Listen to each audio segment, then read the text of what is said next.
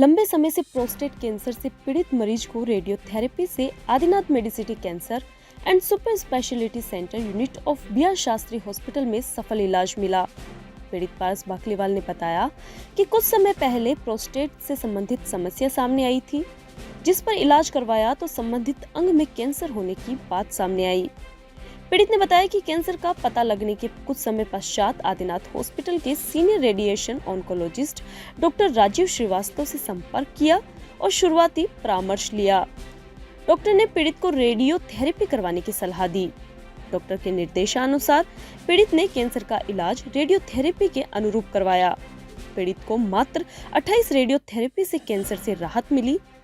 पीड़ित ने बताया कि इलाज के बाद अब जांच में पीएसए संतुलित आया है। पीड़ित ने हॉस्पिटल की सुविधाओं से संतुष्टि जाहिर करते हुए बताया कि अस्पताल में घर जैसा माहौल रहा। अस्पताल का स्टाफ काफी कोऑपरेटिव रहा। कहा कि हॉस्पिटल की ट्रीटमेंट और सुविधाओं से वे पूर्णतः संतुष्ट हैं। पीड़ित ने कैंसर रोगियों को सकारात्मक राह दिखाते हुए कहा कि कैंसर ऐसी बीमारी नहीं है जिसका इलाज नहीं हो सकता। घबराएं नहीं, समय पर डॉक्टर से परामर्श लेवें और डॉक्टर्स के निर्देशानुसार डाइट फॉलो करें, साथ ही दवाइयां नियमित रूप से लेवें। पारस बाकलीवाल। पारस जी, क्या आपको हुआ था और कौन से हॉस्पिटल में आपने ट्रीटमेंट लिया? सबसे पहले मुझे प्रोस्टेट की दिक्कत हुई थी, तो उसके लिए मैंने डॉक्टर कुलदीप शर्मा के यहाँ से इलाज लिया था। जी। फिर उसके बाद उन्होंने बायोप्सी के लिए मेरा पार्ट भेजा, तो उसमें वो कैंसर डिटेक्ट हो गया।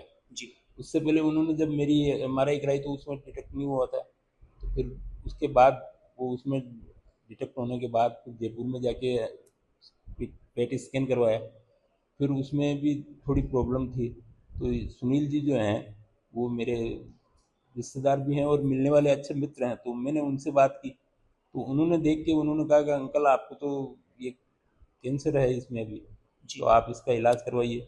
फिर मैं यहाँ आया, डॉक्टर राजीव श्रीवास्तव जी से मिला। जी। उन्होंने देख के उन्होंने कहा अंकल आपको इलाज करवाना पड़ेगा और इसमें आपकी रेडियोथेरेपी होगी।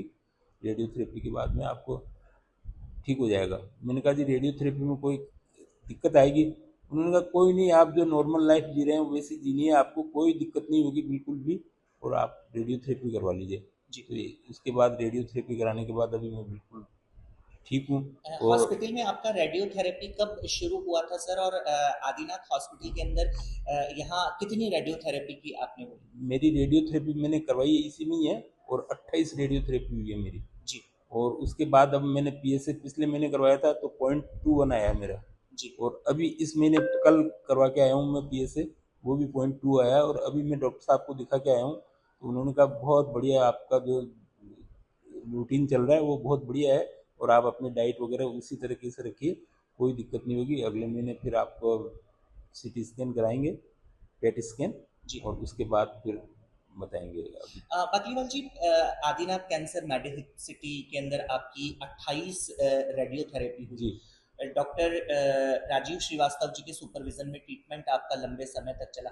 यहाँ हॉस्पिटल की व्यवस्थाएं, हॉस्पिटल का स्टाफ, डॉक्टर का व्यवहार, हॉस्पिटल की सारी चीजें कैसी रही? मुझे तो यूँ समझिए ऐसा लगा जैसे मैं कहीं किसी हॉस्पिटल में नहीं, घर की जैसी जगह जा रहा हूँ।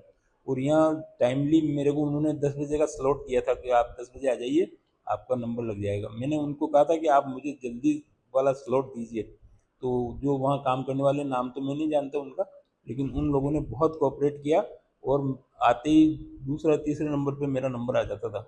जी। और बहुत अच्छा व्यवहार रहा उन सभी लोगों का। और विशेषकर यहाँ दिनेश जी का व्यवहार भी मुझे बहुत कोऑपरेटिव लगा। मैं ये कह रहा हूँ कि कैंसर ऐसी बीमारी नहीं है जो जिसका इलाज नहीं हो सकता हो। आप उससे घबराने के बजाय उसका सामना कीजिए, डॉक्टर से आके टाइम से मिलिए, और जो टाइम डॉक्टर आपको फॉलो करवाता है कि भाई ये डाइट फॉलो करो और इस तरीके से दवाई लो, मेडिसिन लो, टाइमली अगर आदमी मेडिसिन लेता है और डाइट फॉलो करता है तो बिल्कुल क्योर होता है, इसमें कोई दो राय नहीं है। आदिनाथ हॉस्पिटल की सुविधाओं से आप पूर्ण बिल्कुल संतुष्ट हैं? बिल्कुल संतुष्ट हूँ मैं।